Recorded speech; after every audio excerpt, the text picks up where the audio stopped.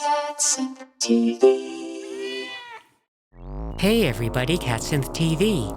And today we are looking back at the life and work of engineer and composer Peter Zinovieff.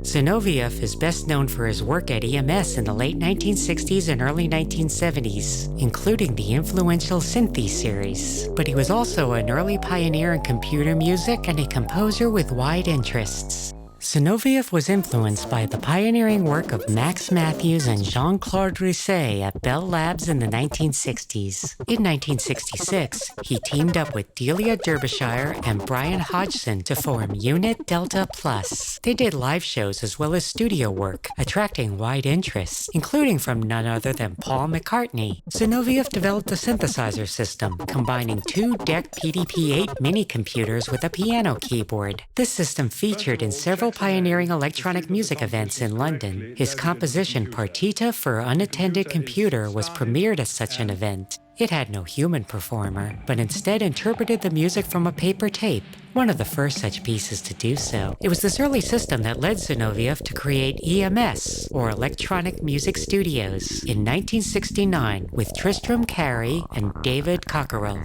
Their first product was the EMS VCS3, a unique-looking instrument that combined oscillators, filters, and other modules via a pin matrix instead of the patch cables used in modular synthesizers at the time. Other unique aspects of the instrument were its joystick control and the fact that it could fit in a suitcase. A successor model, the Synthi AKS, was even more portable and added a traditional keyboard. These instruments were small, quirky, notoriously difficult to tune, and highly prized by many musicians of the 1970s, including by Brian Eno in Roxy Music, Jean-Michel Jarre in Oxygen, and Pink Floyd on Dark Side of the Moon.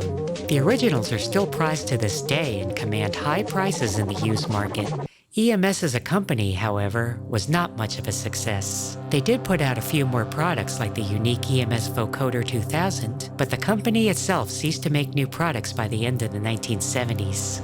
During this time, Zinovieff continued to create music, including a tape piece for Hans Werner Hein's orchestral work Tristan. In the 21st century, he became musically active again. He created a massive spatialized audio work for a large-scale installation, The Morning Line by Matthiew Ritchie in Vienna. He continued with more collaborations, including with poet Katrina Porches, again using spatialized sound as a primary component. A final work in that series, Under the Ice, a 30-minute piece based on recordings of Antarctic glaciers, premiered online on the 23rd of June 2021, the day he died.